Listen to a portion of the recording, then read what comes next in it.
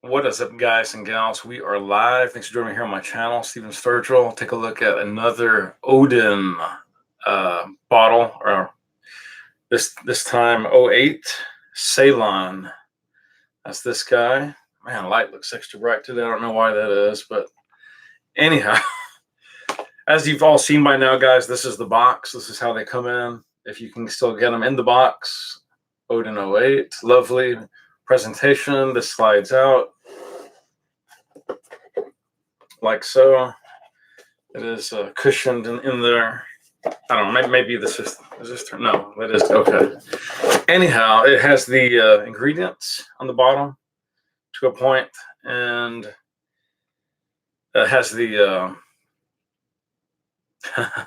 Thank you, Andre. Thanks for joining in.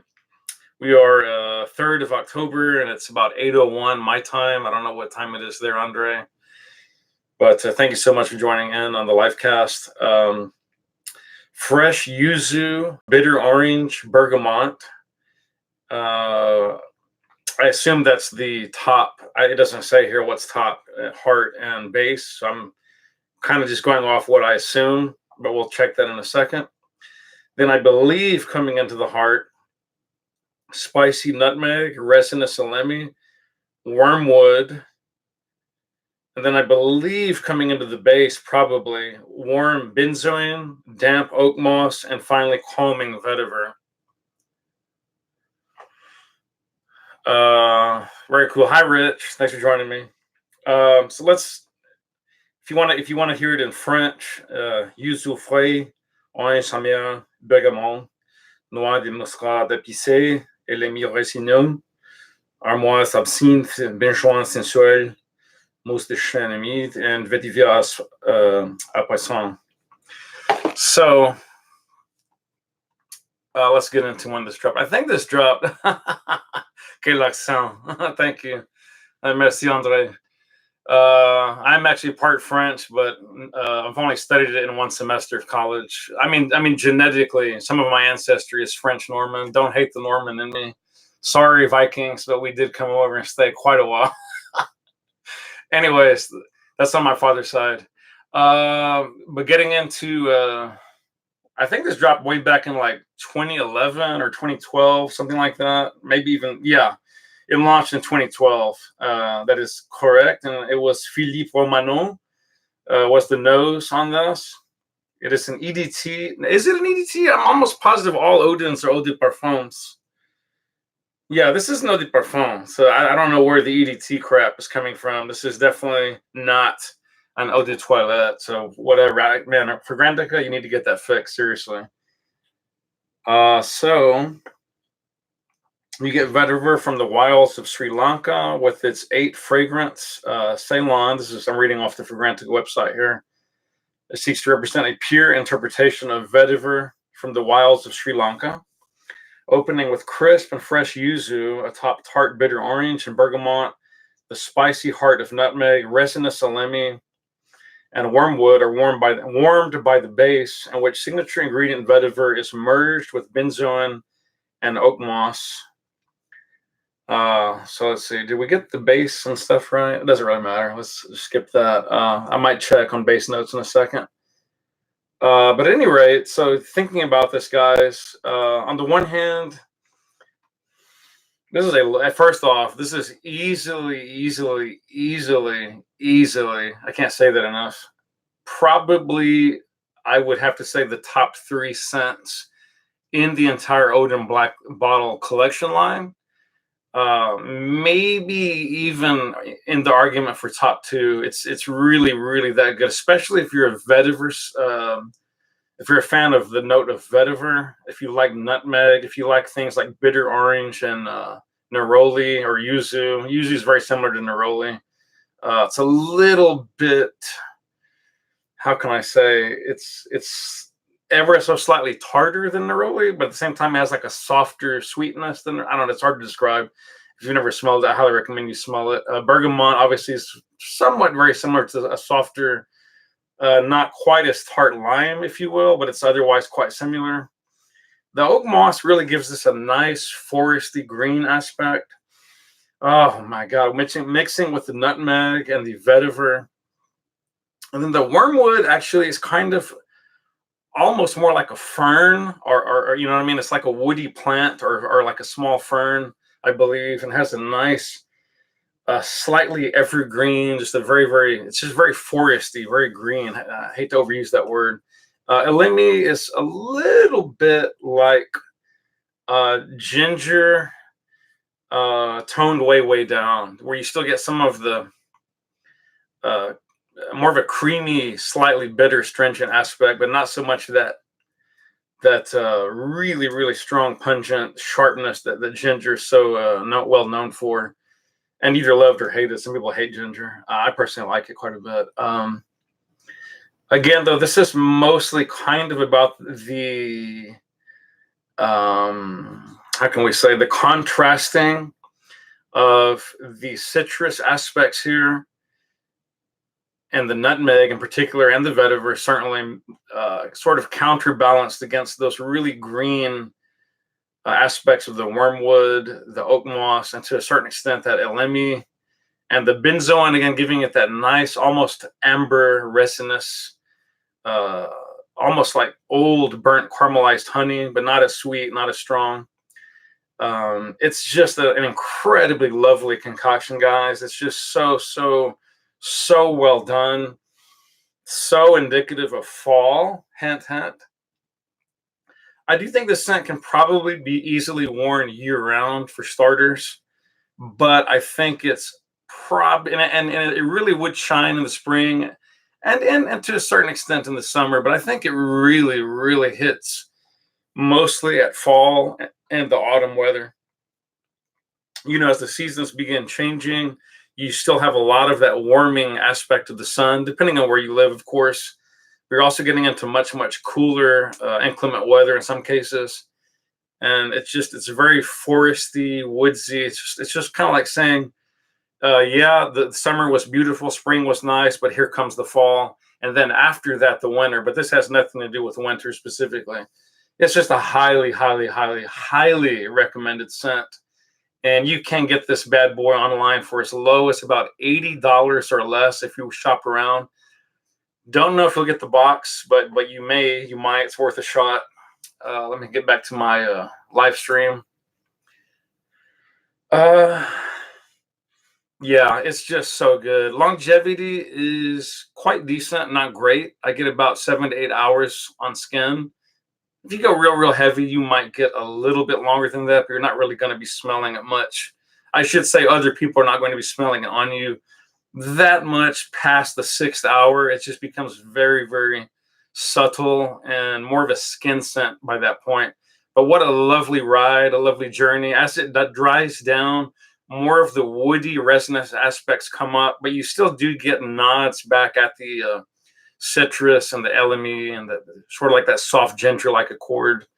Not really ginger, but it's really a fantastic scent, guys.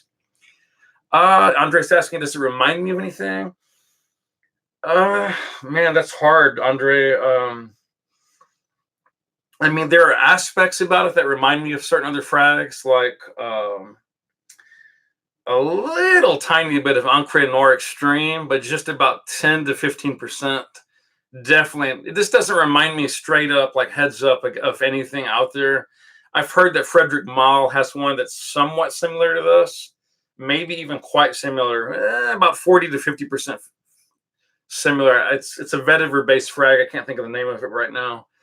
Other than that, this really stands apart as its own unique creation, and I cannot highly recommend it enough, especially if you like vetiver, but also especially if you like good, solid, woodsy fragrances that really usher in the fall and what that's all about as a season for frag lovers everywhere. And especially if you're a fan of the Odin line. Again, this is a beautiful line in general, but this is, I think, one of the standouts in the collection, Odin 08. And again, guys, for $80, this is a ridiculous no-brainer, honestly.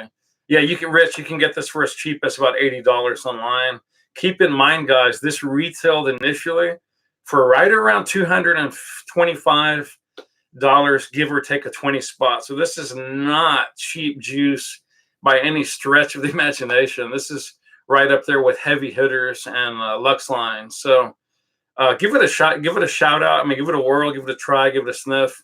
Buy the bottle, buy a decant, buy a sample. I highly recommend, for what it's worth, you buy the bottle, because again, at $80 to even $100, this is an absolute steal. Okay, I want to check one last website before we go. I want to see Bass Notes' take on the heart and yeah, you really should, Rich. Let me just check real quick. Bass Notes. Here we go. By the way, guys, if any of you have noticed, this is just off topic, if Carolina Herrera, CH, has ever come out again with Tobacco Amber, she's supposed to do a relaunch of that. Let me know. I will jump all over it like a mad, rabid dog. I think it is just spectacular tobacco-based juice. And they were supposed to do a relaunch. I don't know if they got distracted, changed plans, or what have you. But let me know if you see that online, re-available, and I will gladly repurchase. I mean, not repurchase. I never got to purchase the original. Let's see, Odin 08. Here we go. Yes, Seylon. I just want to see what their breakdown was of the heart, the bass, and the mids. Okay, they agreed with me. Haha, yeah, baby. They agreed with Seylon that the base indeed started with the benzoin, oak moss vetiver. The heart was nutmeg, resinous salami, wormwood. And I got it right on the nose. Top notes were yuzu, bitter orange, and bergamot. By the way, that bitter orange is a lovely note throughout the opening into the mids. Unfortunately, by the dry down, it's pretty much all but gone, along with the bergamot, the yuzu, are still slightly there, but mostly gone. But that vetiver and the oak moss benzoin, along with that elemi, the nutmeg, and the wormwood, what a delicious, delicioso concoction. I highly, highly, highly recommend this scent, guys, if I didn't already say that. Anyways, that's going to do it for today's live cast. If you like, please subscribe. We are growing the channel, albeit a little more slowly than I was thinking it would grow. But maybe I'm just not entertaining enough. Anyways, click the bell for future updates. Before I go, any last suggestions or comments or questions? I'll be glad to take those in short order. Oh, Andre, yeah, I'm sorry to disappoint you, bro, but haha, I already got it. Yeah, I've been using vetiver insolent or insolent if you can't speak French, and I'm not going to give any thoughts on that. You'll have to watch my live cast later on that, but it's well worth checking out, Andre, and I'm sure you already know that. Obviously, as a lover of vetiver, I really, really think highly of the house of Miller Harris. I don't know why people sleep on that house. I think they're just dunces. They should just put on a giant dunce cap and go to the corner and just face the corner for like an hour and just stay being dunces in the corner, because the house of Miller Harris out of Old England, I believe, Old England, where a lot of my ancestors are from, have a huge contingent of, well, a small but pretty large contingent of Irish and Welsh in me. So at any rate, yeah, I love the house of Miller Harris. I don't know why it gets slept on. I have no idea. I just have no free. It's just like mind blowing to me. MHV vet insulin. Yeah. Okay, Andre, you're giving away my my lines there, but okay. Do not read Andre's comments in the chat. I'm just kidding. Just kidding. Let's see. Sorry. Oh, hi, Centaur. Fantastic seeing you make my live cast. Orbilario. Or Orbilario. Very cool, Centaur. I will check it out. They make Mehars. Okay. Very cool. Very, very, very, very cool. Okay. Anyways, guys, let me know what type of scents y'all would like me to look at, what you think is most indicative of fall. We're not quite at winter yet, so I would please ask you guys to hold off of what I would consider more puristic winter scents, as the Germans say. Turn on any German channel, automotive, and they love throwing out the word puristic. That's a favorite of Germans everywhere. But at any rate, let me, anyways, I'm a big fan of Porsche and Audi and Mercedes, et cetera, et cetera. I love Tesla, though, by the way. #1 American company right now. Yeah, don't throw out winter what I would consider strictly winter-based scents. Let's focus on fall, fall, fall. It's all about the fall now. But at the same time, I'm open-minded to hearing about great scents. Period. So if you just have to get it out there, I'll definitely field that recommendation, our request as well. That's gonna do it, guys. Thank you so much for joining my live cast. Again, I highly, highly, highly, highly recommend you get your grubby paws on Seylon '08. It is an absolutely outstanding unisex fragrance. One quick point of order. Does it skew masculine or is it purely unisex? I would say it's mostly unisex, but maybe with about a 5 to 10% masculine lean. That's my honest to God opinion. Maybe it's just the vetiver and sort of that earthy pungency in there that I think of as skewing a bit more masculine. But other than that, I think it's very unisex for sure. That's going to do it, guys. House of Odin rocks. Not every one of their scents is a masterpiece, but I think the house overall is incredibly intriguing and alluring. Get your hands on it while you can. A lot of these scents, guys, by the way, number 12 is long gone. You cannot buy number 12 for love nor money, as far as I know. And if you find one, you're going to be out probably anywhere between 600 and 1,000 pounds, literally. It's just gone. You cannot find it anywhere at any price, basically. If you find one, even at $300 US, let me know, and I'll probably pull the trigger. I doubt that you will. I wish I had moved on Odin 012 a long time ago. I would have if I'd known them back then, but I didn't, and I slept on them a little bit too long. My bad. Yeah, thank you so much, Senator and Rich and Andre, for thanking me for shedding a little bit of light on the House of Odin. I'm sure I'm not the only channel out there doing it, but I may be one of the only ones doing this many Odins, if you will. Probably for sure. Anyways, guys, it's been great. If you like, again, please subscribe to those who have not chimed in the chat and click the bell for future updates. We're going to rock on out. I got some things to do. Love you guys. Peace out. Hope you all are loving the fall. And spray often, spray well. Live life on your terms, baby. Peace.